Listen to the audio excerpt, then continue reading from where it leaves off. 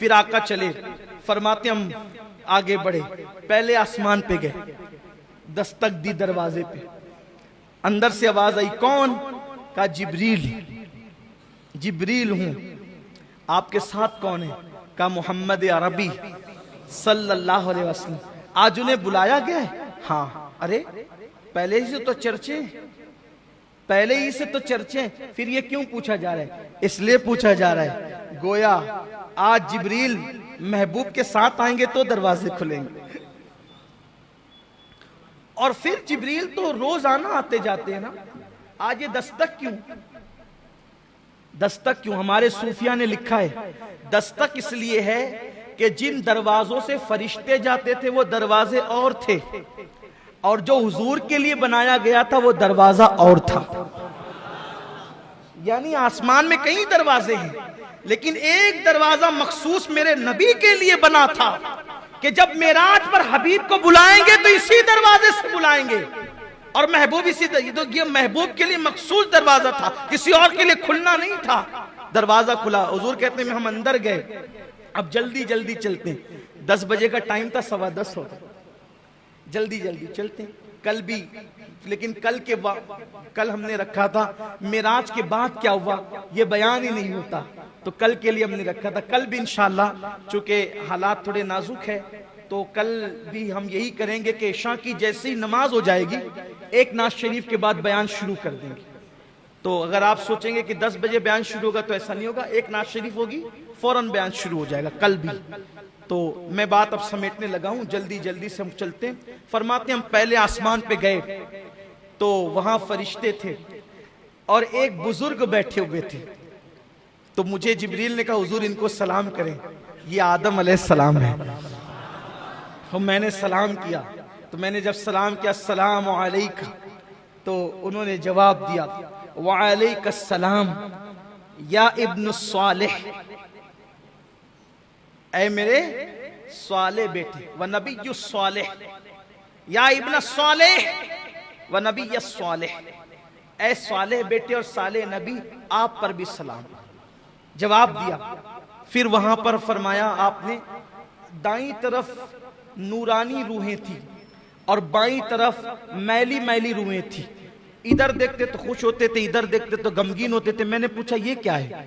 अब हुजूर ये क्यों पूछते हैं? अब यहां भी कुछ लोग कहते हैं देखो नहीं मालूम था तो पूछा जिब्रील से, अब आप ही को सब मालूम है कि हुजूर को क्या मालूम है क्या नहीं मालूम है, तो अब आप बातें करते ही रहे, फिर अल्लाह ताला क़यामत के दिन फिर आपको खड़ा करेगा अपनी अदालत में। तो फिर मैं कोई जिक्र उनका नहीं करता, लेकिन ये जरूर कहता हूं क्यों ये ऐसी बात करते हैं हुजूर को। अरे मेरे अजीज, हुजूर अलैहिस्सलाम जो बार बार पूछ रहे हैं ना, इसलिए पूछ रहे हैं, मैं पूछूंगा तो जिब्रील बताएंगे। जब बताएंगे भाई, अगर हुजूर अलैहिस्सलाम खामोशी से आगे बढ़ जाते कि मुझे मालूम है, तो बोलो आज मैं ये बयान कर सकता था, कोई किताब में लिख सकता था। हुजूर पूछे जा रहे हैं, जिब्रील अलैहिस्सलाम बयान किए जा रहे हैं, और फिर रिवायतें बनती जा रही हैं। ये भी तो तकलीफ है ना कि हदीस में नहीं आया, और हदीस में आया तो फिर कहते जिब्रील से पूछा क्यों? और पूछा तो ही हदीस में आया ना, जो नहीं पूछा तो वो हदीस ही में नहीं आया।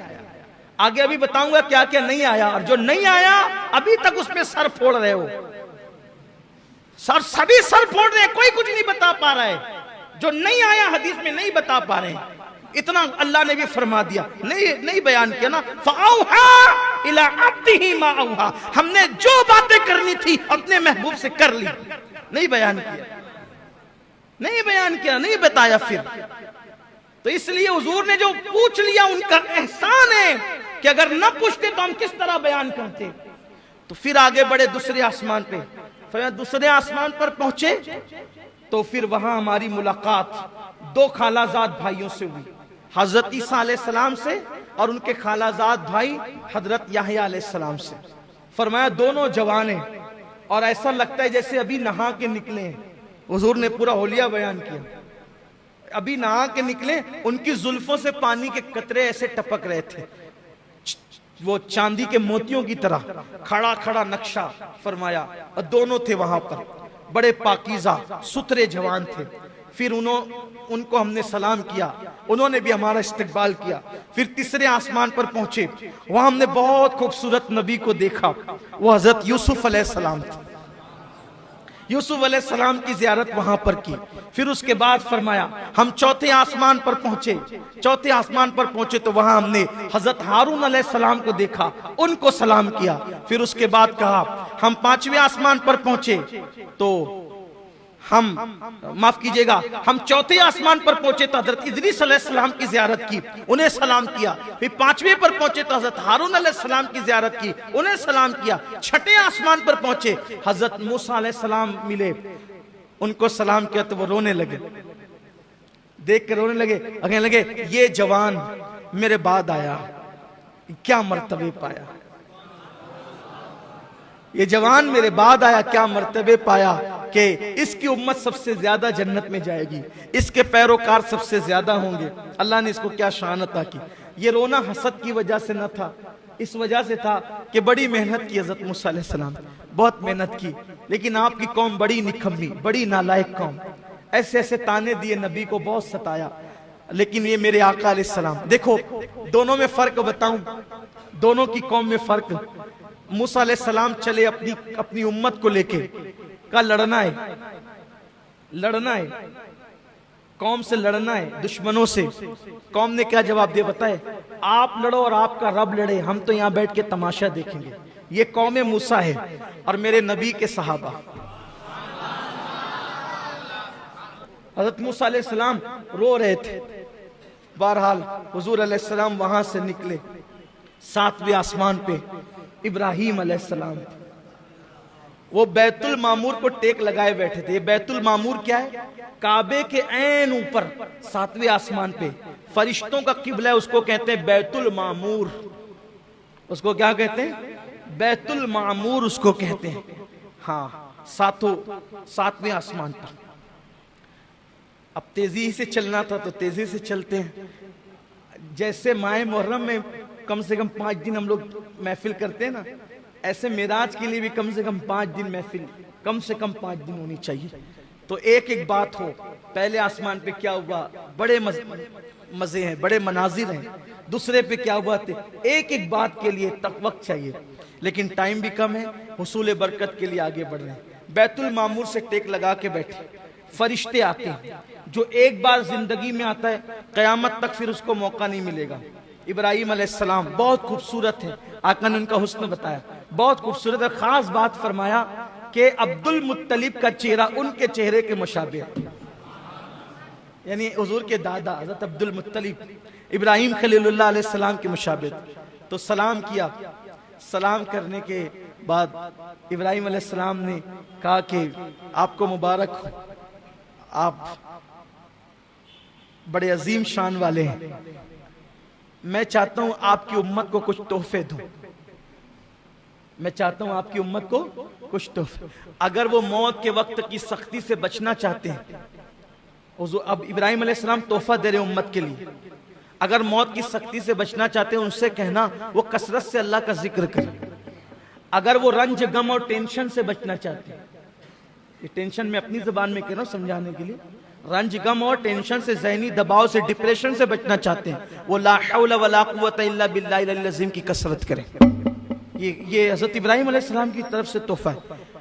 लाहौल शरीफ को अगर आप लाजिम पकड़ लें, ये लाहौल शरीफ इतना मुबारक अमल है, जो इसको लाजिम पकड़ ले वो कभी गमगीन होगा ही नहीं, टेंशन उस पर जल्दी आएगा ही नहीं, बलाओं से हमेशा महफूज रहेगा। हमेशा 100 बार आदत बनाएं लाहौल शरीफ पढ़ने की। फिर हुजूर अलैहिस्सलाम फरमाते हम आगे बढ़े तो हम सिदरा पे पहुंचे, सिदरतुल मुंतहा पर पहुंचे।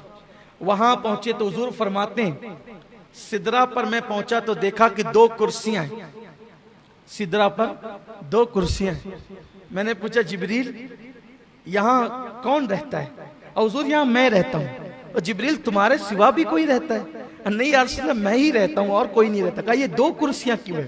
कहा या रसूलल्लाह जब से मैं पैदा हुआ हूँ 2 ही देखता हूँ, जब से पैदा हुआ 2 ही देखता हूँ। मैंने मेरे अल्लाह से पूछा था अल्लाह रहता मैं अकेला हूँ, ये 2 कुर्सियां क्यों है? तो मेरे अल्लाह ने मुझसे फरमाया जिब्रील मेराज पे महबूब को बुलाएंगे, मेराज पे महबूब को बुलाएंगे तो तेरे घर यानी सिदरा भी लाएंगे और फिर मेरे महबूब को यहां बिठाएंगे। गोया के हबीब तेरे भी मेहमान होंगे या रसूल, कुर्सी आपके लिए।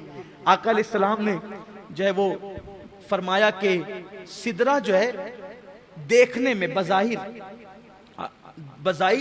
बेरी के दरख्त की तरह एक दरख्त है। बेरी के पत्ते कैसे होते हैं, वैसे बेरी के पत्ते की तरह एक दरख्त है, लेकिन उसके पत्ते ऊंट के कानों की तरह बड़े बड़े और उसके फल मटकी की तरह है और हर पत्ते पर फरिश्ता है और अल्लाह के नूर ने उसको ढांप लिया है, बड़ा खूबसूरत। हालांकि हम इसको नहीं कह सकते कि ये दुनिया के बेरी के पत्ते की तरह, वहां की जो चीजें वो दुनिया की तरह नहीं है, सिर्फ समझने समझाने को है। फिर आका अलैहिस्सलाम सिदरा से जब आगे बढ़ने लगे, बल्कि ये भी हदीस में है, सरकार ने जिब्रील से कहा जिब्रील यहीं रुक जाना है या और आगे की तरफ कोई सफर है? तो हुजूर सफर तो आगे भी है। कहा फिर चलो, अब देर क्यों करते हो, चलो। तो अर्ज की नहीं या रसूल अल्लाह मैं नहीं आऊंगा। अरे थोड़ा सा समझने के लिए बताऊं, किसी ने कहा चलो भाई साथ चलते हैं, लेकर चले अनजान रास्ते पर और लिए गए और उसके बाद गोया मिसाल के तौर एक समझाने के लिए जाना था मुंबई को, लेकर नासिक तक साथ गए और नासिक ले जाके कहा अब हम नहीं आएंगे, जो कभी मुंबई गया ही नहीं हो उसके लिए तो कांटों से खून नहीं, आंखों के नीचे अंधेरा छा जाए यही तो होगा। अरे अगर भाई तुझे यही करना था मेरे वतन से यहां तक लाकर बेवतन किया क्यों, अब तू छोड़ेगा तो मैं कैसे जाऊंगा। यही तो है, अनजाना रास्ता हो तो यही होगा, कभी गए नहीं हो तो यही होगा। मगर कुर्बान हुजूर ने ये नहीं कहा अब मैं कैसे जाऊं, मेरे लिए तो अनजान है नहीं, इसलिए कि आना जाना तो हर आदमी का अपने घर होता है, आना जाना तो हर आदमी के अपने घर होता है। तो हुजूर आने से पहले कहां थे, हुजूर आने से पहले कहां थे, हुजूर आने से पहले कहां थे? आप कहेंगे सिदरा पे थे, हमने कहा सिदरा भी नहीं बना था जब से उनका नूर है। आप कहेंगे अर्श पे थे, हम कहेंगे अर्श भी नहीं बना था जब से उनका नूर है। जब अब भी नहीं था जब से उनका नूर है, जब भी नहीं था तब से उनका नूर है, तब भी नहीं था तब से उनका नूर है। न पीर था, न मंगल था, न बुध था, न जुमेरात था, न जुमा था, न मुहर्रम था, न सफर था, न रबीउल अव्वल था, जब कोई नहीं था तब से उनका नूर है। अव्वलो मा खलक़ल्लाहु नूरी, अल्लाह ने सबसे पहले मेरे नूर को पैदा किया, कुछ नहीं था, नूरे मोहम्मदी था। तो वो नूर था कहां? अल्लाह के कुर्ब में था। कहां था? कहां था? अल्लाह के कुर्ब में था। तो कुर्ब से आया तो कुर्ब की तरफ जा रहा था,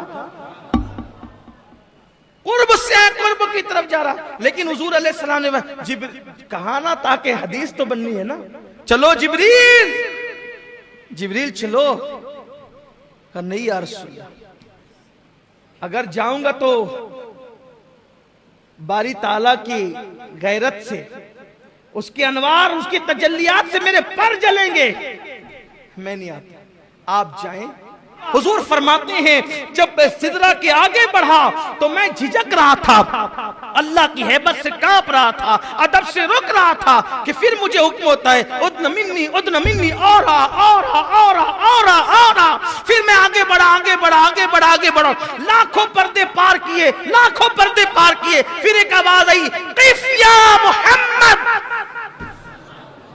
रुक जाए मोहम्मद, रुको, अब रुको, दनल जब्बार रब्बुल इज़्ज़ा, रुको, अब आपका अल्लाह आपके करीब आता है, आप रुको, आपका अल्लाह आपके करीब आता है, आप रुको, आपका अल्लाह आपके करीब आता है। इन्ना रब्बका युसल्ली, और दुरूदों के गजरे लेकर के आता है, आप पे रहमतें निछावर करते आता है। वो अल्लाह जो आने जाने से पाक है, वो अल्लाह जो उतरने चढ़ने से पाक है, उसकी शान है। और हदीस पे ईमान है, हदीस पर अकीदा है। लेकिन अल्लाह ने क़िफ़ या मोहम्मद दनल जब्बार रब्बुल इज़्ज़ा, आपका रब आपके करीब आता है। अपनी शान। मुझसे एक साहब ने कहने लगे, अल्लाह तो आने जाने से पाक है ना सैयद साहब, अभी वो कैसे करीब आता है? मैंने कहा कि आप ही लोग भी तो बोलते हो ना कि रात के आखिरी हिस्से में अल्लाह